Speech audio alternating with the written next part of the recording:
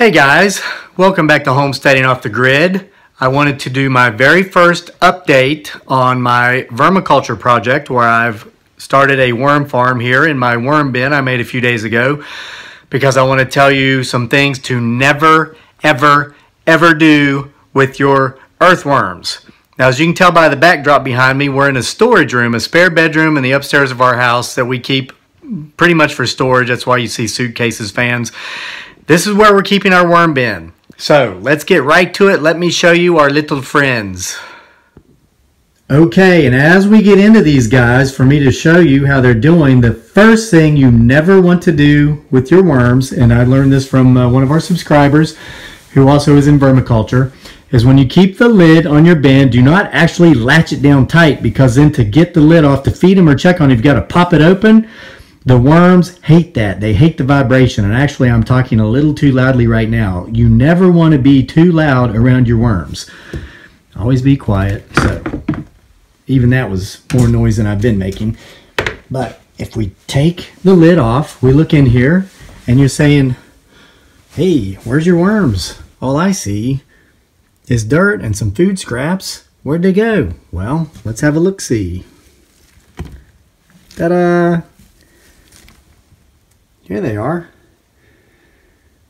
See how vibrant they are? See how well they're moving around?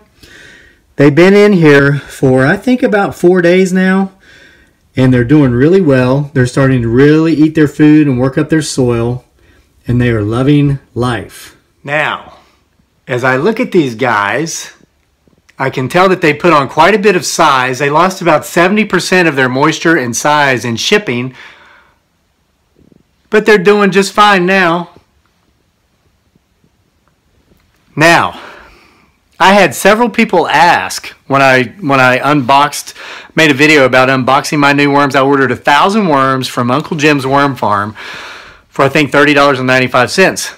A lot of people asked, are you sure you got 1,000 worms? How can you be sure? You know what? So many people asked that question, it got me to thinking, did I really get 1,000 worms? So the first day I had them in here, I decided to count them.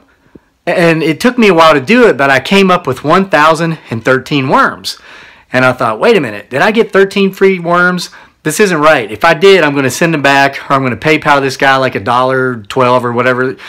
So since I already had them separated, I went ahead and I counted them again, and I came up with 1,011 worms. So I did the average, and let's say I have 1,012 worms. I'm kind of like torn here. I'm thinking what might have happened is the soil that's in my bin that I've used, I did dig up out of my garden.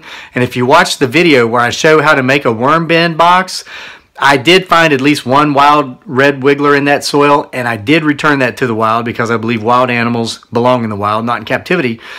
Is it possible that the 12 worms I have extra were in my soil, or did I get 12 free worms? And if so, should I send them back? I don't think I'd be able to ship them without killing them because I have no experience with that. Maybe I should just contact the seller and try to refund him his 96 cents or $1.12, whatever it is. Or maybe I should recount them. I don't know. What do you think? Let me know in the comments section. I hope you enjoyed this update on our vermiculture project, and we'll see you for more next time from here at Homesteading Off the Grid.